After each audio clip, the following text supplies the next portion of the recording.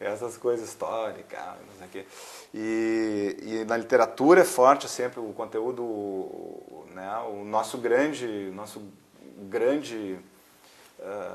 romance, o maior romance, um dos maiores brasileiros, né, de extensão e tudo, que é O Tempo e o Vento, é uma coisa histórica, né, embora todos os personagens sejam fictícios, mas é em cima dessa...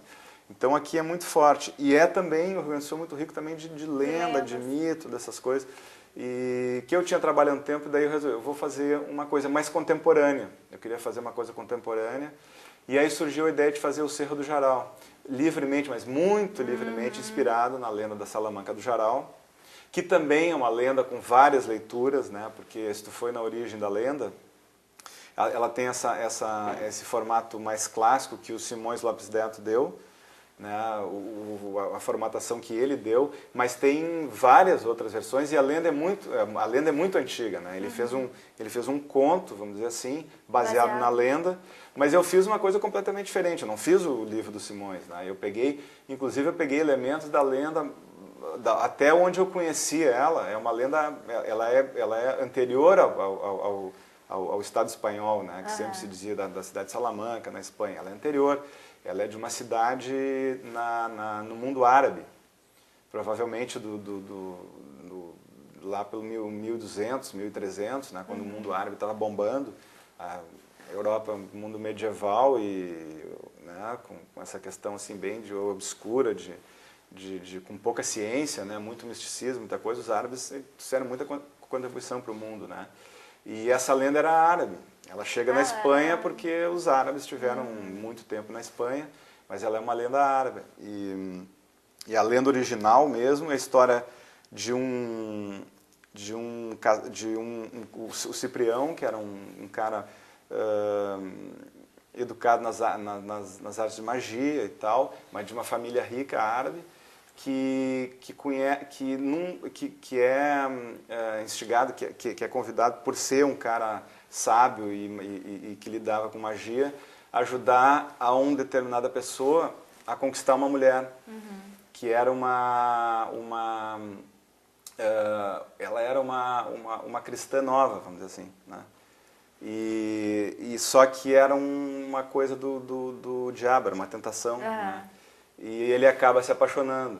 Então, um árabe se apaixonando por uma ligada ao catolicismo. E aí a localidade descobre e matam os dois. Essa é a primeira versão dessa lenda, que chega no Rio Grande do Sul, através também da colonização, e tem no início do século XX essa formatação que o Simões Lopes Neto deu, de um conto, com toda aquela questão do sacristão, e que os caras que estudam a história do Rio Grande do Sul dizem que é a formação, né, mitológica do gaúcho, tá ali com aquela lenda em cima do Salamanca do Jarau. E eu peguei esse monte de coisa, esse apanhado geral, e coloquei numa história contemporânea, misturando com rock, misturando com um ambiente policialesco, elementos de folhetim, assim, coisas bem básicas, assim, que é traição, ciúme. Então, e um filme de estrada também. Então eu fiz o que eu tentei fazer com o Cerro do Jarau foi um filme multigênero, que fosse dentro de um ambiente que a vertente, né, que a base da história fosse um mito, fosse uma lenda. E como que foi recebido esse filme? O Cerro do Jarau... Fora do Rio Grande do Sul. O Cerro do Jarau, ele tem duas questões. Assim, em primeiro lugar, ele é um filme que eu acho que ele tem duas questões assim que são questões com um certo problema. Ele, em primeiro lugar, ele foi filmado por uma série de razões, até minhas particulares, com um roteiro imaturo, que eu chamo. Né? Porque um roteiro, para ele ficar legal, é que nem edição, né? Tu faz. Passar por vários processos. Vários processos. São vários processos de depuração, né? Porque escrever uma história é uma coisa muito complicada, muito complexa e muito difícil, porque ao criar uma história, tu tem que fazer uma metáfora da vida, né? Não adianta tu fazer uma piração, uma loucura, sem ter elementos com a psique do ser humano, porque senão não existe, não fica bom. Então é uma coisa super difícil e que precisa apuros. Eu acho que ele tem uma questão de roteiro no Cerro do Jarau, principalmente na metade do filme, a parte do meio, o plot do meio do filme.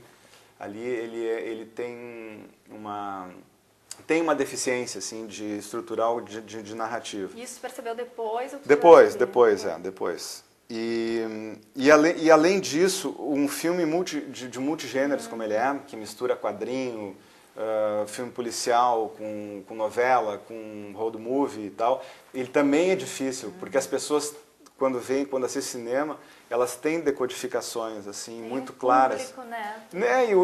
Por exemplo, o filme policial, para ele funcionar, ele tem que ter determinados signos que são característicos do filme policial. O filme de estrada, a mesma coisa. Então, quando tu mistura gêneros, tu tem que saber muito bem o que tu está fazendo para tu realmente ter um filme que seja compreensível, que tenha esses elementos todos, né? E quando tu mistura, não é fácil. Então, ele acho tem... que não aconteceu isso. Não, eu particularmente gosto muito. Eu gosto muito do Cerro do Jarau, assim, de ver o filme. E eu vou na história, eu gosto dele. Eu gosto muito dele. E tem pessoas que adoram ele. Eu recebi, assim, depois... Nossa, pessoas que escrevendo coisas sobre o filme, adorando o filme. Mas recebeu muita crítica também. E quando a gente recebe crítica, né, quando tem que ter uma certa humildade, assim, para tu realmente ver que, não, esses caras estão falando determinadas coisas, ou 2 ou 3 batem na mesma tecla. Às vezes falam muita bobagem, às vezes é por encheção de saco, é porque o cara... Não, mas a gente tem que ter, né, um centro assim, humildade para saber que realmente tu tem que ter uma avaliação, né, uma reflexão. E essa reflexão eu faço hoje, tranquilamente, não tem problema. O filme tem problemas, mas eu gosto.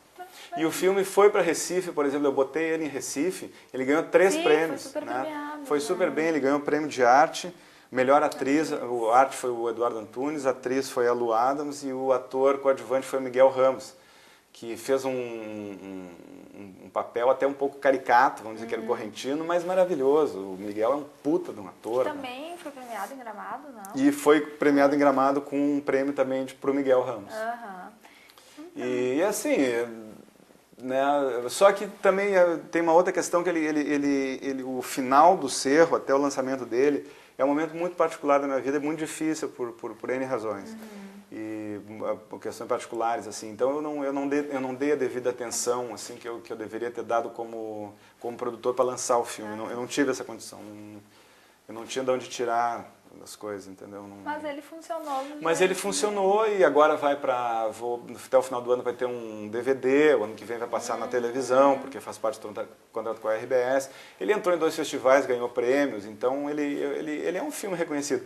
Mas é um filme que se tem uma certa dificuldade de degustar ele. Certo, a gente vai para o intervalo agora e volta em seguida.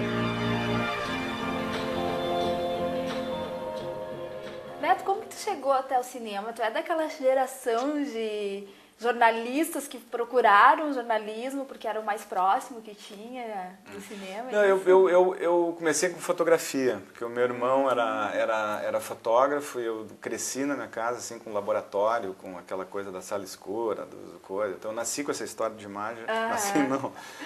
Cresci com isso na minha adolescência e tudo, e sempre ele era muito ligado a ele, a Marcelo. E aí ele montava audiovisuais também, audiovisuais na década de 70 com slides, antes de ter o Matic, que é um equipamento mais portátil, que começou no final da década de 70, até empresas. Eu teve 2 coisas que eu vi praticamente ao mesmo tempo que me fizeram entrar para essa história assim. Primeiro, de imagem e tal. Primeiro foi um filme dele, um audiovisual com 3 telas, assim, sobre o folclore do Rio Grande do Sul, que ele bateu numa fazenda em Santa